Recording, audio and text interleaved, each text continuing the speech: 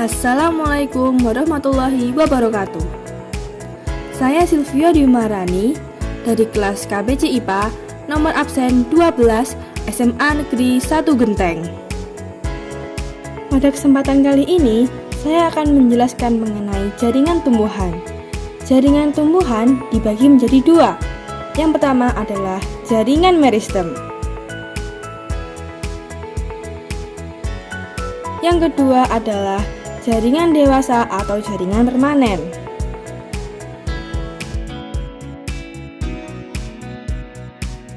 Mula-mula kita akan membahas mengenai jaringan meristem.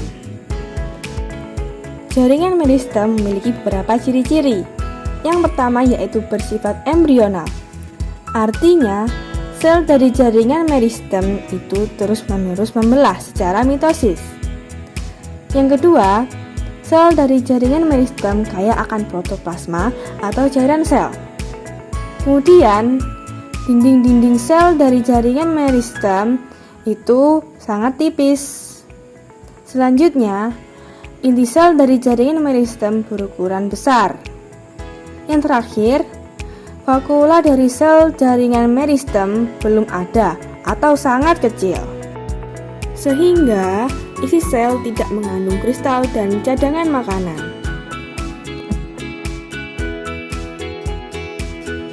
Berdasarkan letak atau posisinya, jaringan meristem dibedakan menjadi 3, yaitu meristem apikal, meristem interkalar, dan meristem lateral. Seperti inilah gambaran dari meristem-meristem tersebut.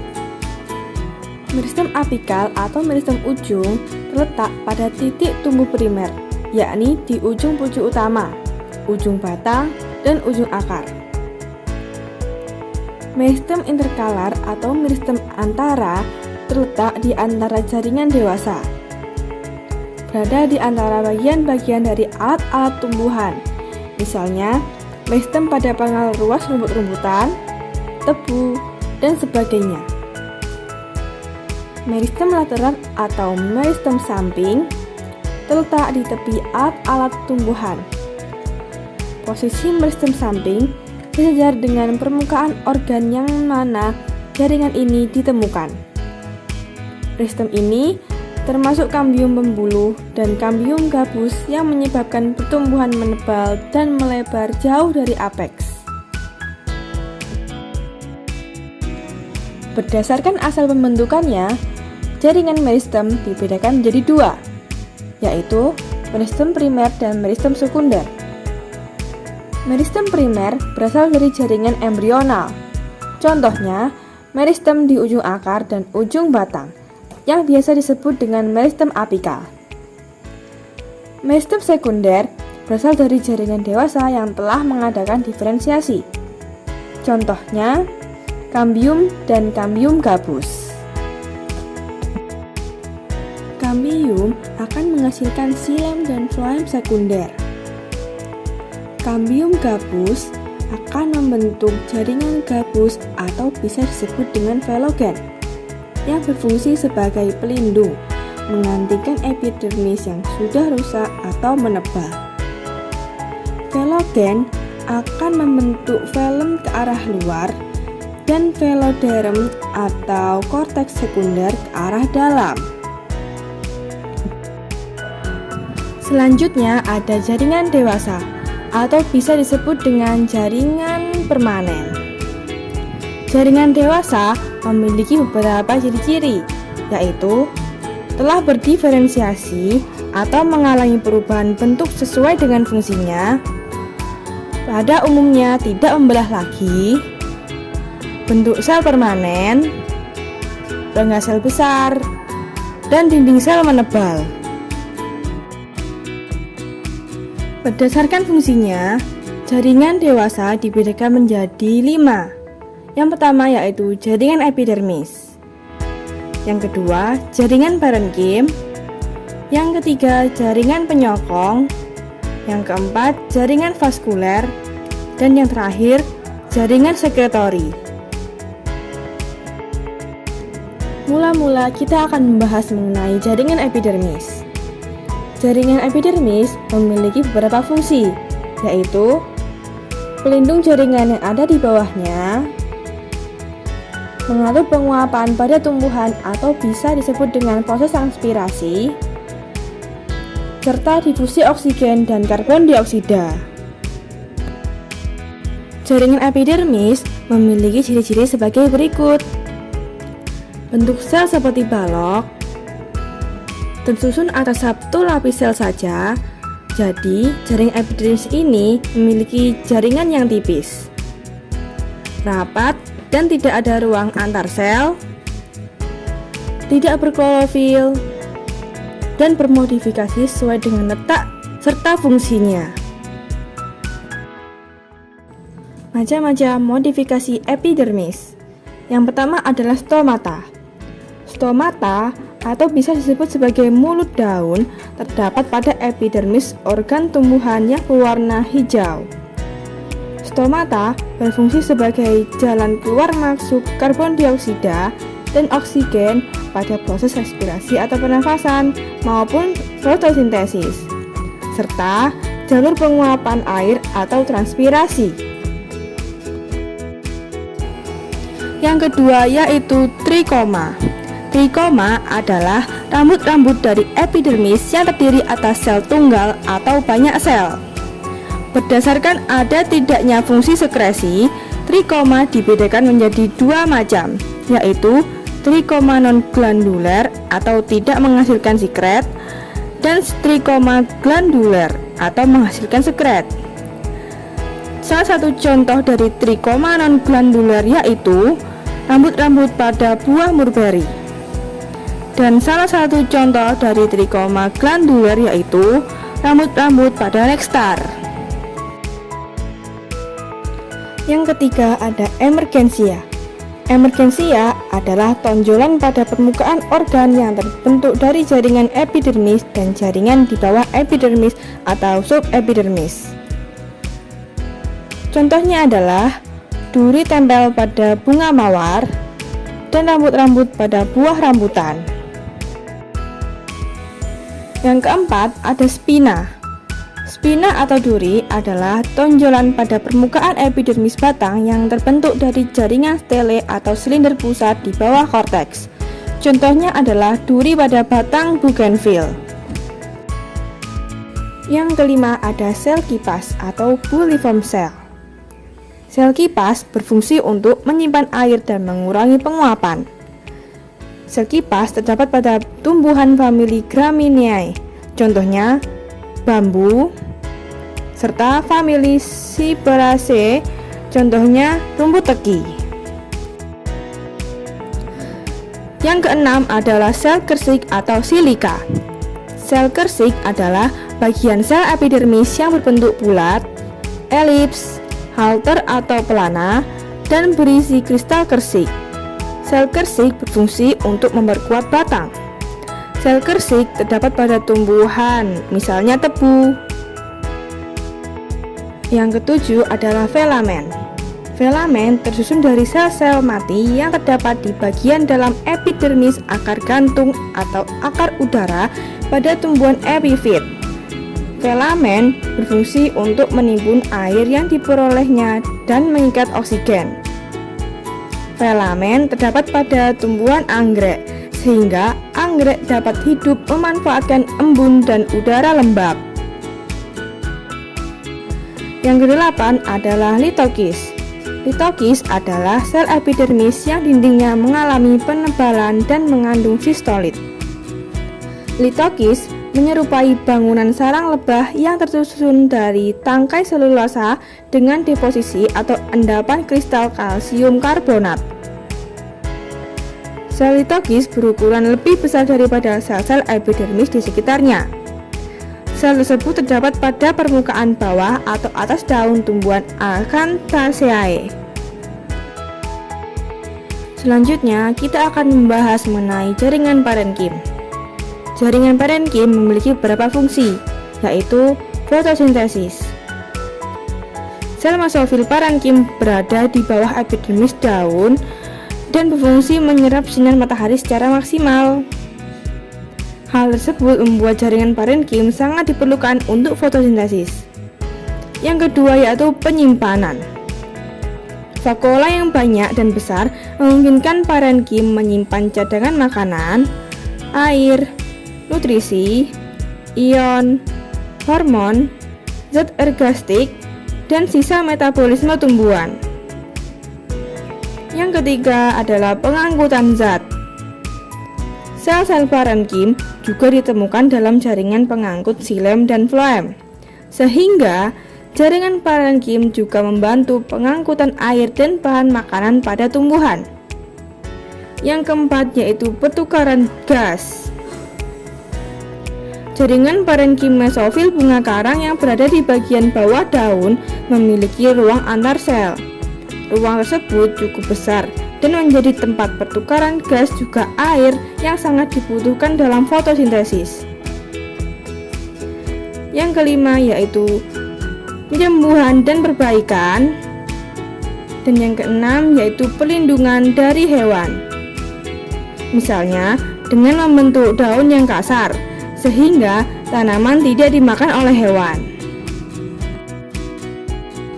Berdasarkan bentuknya, jaringan parenkim dibedakan menjadi 4. Yang pertama yaitu parenkim palisade atau jaringan tiang. Parenkim palisade berbentuk panjang, tegak, dan penuh kloroplas. Yang kedua yaitu parenkim bunga karang. Parenkim bunga karang berbentuk tidak teratur dan penuh ruang antar sel. Yang ketiga yaitu bintang atau actinenkim. Dan yang keempat yaitu lipatan. Selanjutnya ada jaringan penyokong atau jaringan penguat, nama lainnya yaitu stereon. Jaringan penyokong memiliki beberapa fungsi, yaitu menegakkan batang dan menguatkan daun, melindungi tumbuhan dari gangguan mekanis, melindungi embrio di dalam biji, melindungi jaringan pengangkut atau vaskuler, dan memperkuat jaringan erenkim atau parenkim penyimpan udara. Jaringan penyokong terdiri atas kolenkim dan sklerenkim.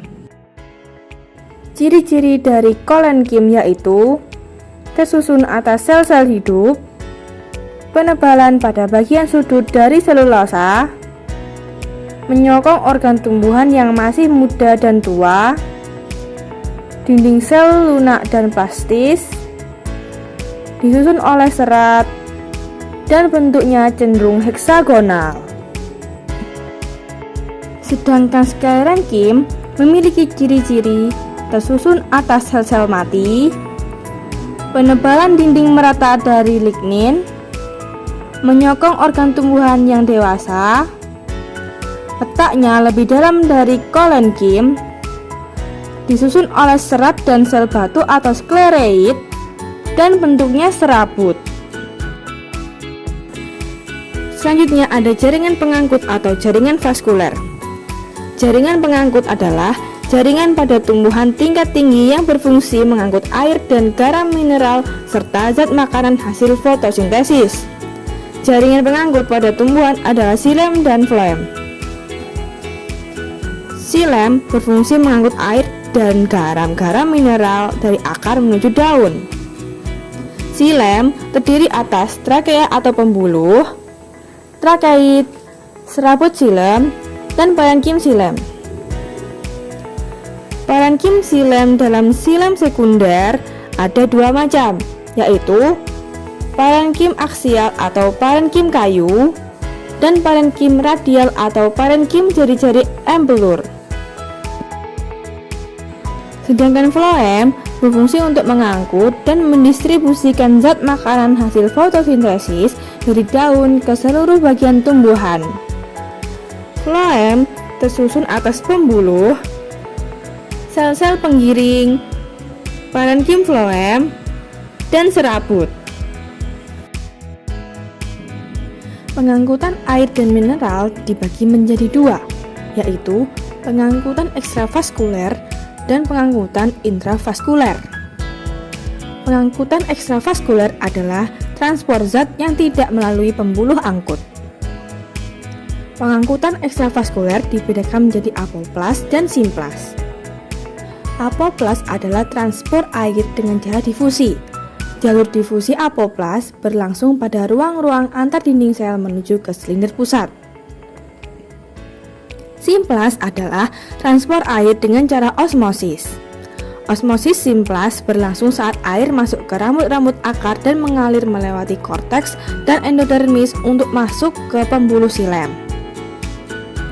Pengangkutan intravaskuler adalah transport zat melalui berkas-berkas pembuluh angkut. Berkas-berkas pembuluh angkut dibagi menjadi dua berdasarkan zat yang diangkut, yakni xilem dan floem. Kemudian kita akan membahas mengenai organ pada tumbuhan. Secara garis besar, organ pada tumbuhan terbagi menjadi akar, batang, daun, dan bunga. Berdasarkan asalnya, akar dibedakan menjadi akar primer atau akar normal dan akar liar. Akar primer tumbuh sejak embrio hingga tumbuhan mati, berfungsi untuk menegakkan tumbuhan serta menyerap air dan garam-garam mineral. Akar liar muncul dari batang, daun, dan jaringan lainnya. Dapat bersifat permanen atau temporer, serta dapat tumbuh mencapai tanah atau tidak sampai menyentuh tanah. Akar liar berfungsi untuk menyerap air atau mengalami modifikasi menjadi organ untuk merayap, menopang, dan sebagai haustoria atau akar pada tumbuhan parasit. Secara umum, akar terdiri atas tudung akar, epidermis, korteks, endodermis, dan stele. Berikut adalah gambar potongan melintang akar dikotil dan monokotil. Di sebelah kiri merupakan struktur dari akar dikotil dan sebelah kanan merupakan struktur dari akar monokotil. Pada tumbuhan dikotil tidak memiliki parenkim sentral, tetapi terdapat kambium di antara xilem dan floem. Artinya, fasis dalam akar dikotil memiliki tipe kolateral terbuka, sedangkan pada tumbuhan monokotil memiliki parenkim sentral, tetapi tidak ditemukan kambium. Artinya, fasis pada akar monokotil memiliki tipe kolateral tertutup. Parenkim sentral pada tumbuhan monokotil akan berkembang dengan baik, bahkan dapat berkembang menjadi sklerenkim. Batang terdiri atas epidermis, korteks, dan stele. Berikut adalah gambar dari batang dikotil dan monokotil ketika dipotong secara melintang. Struktur batang dikotil dan monokotil memiliki perbedaan. Pada batang monokotil, batas antara korteks dan stele kurang jelas, dan antara xilem juga floem tidak ada kambium atau tipe kolateral tertutup. Sedangkan pada batang dikotil, batas antara korteks dan stele jelas, dan antara floem juga xilem terdapat kambium atau tipe kolateral terbuka. Selanjutnya adalah daun.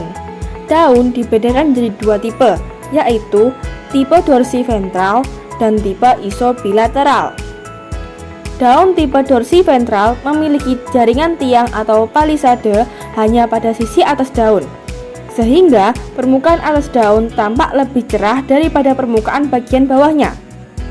Daun tipe ini biasanya tumbuh horizontal dan terdapat pada hampir semua daun tumbuhan dikotil.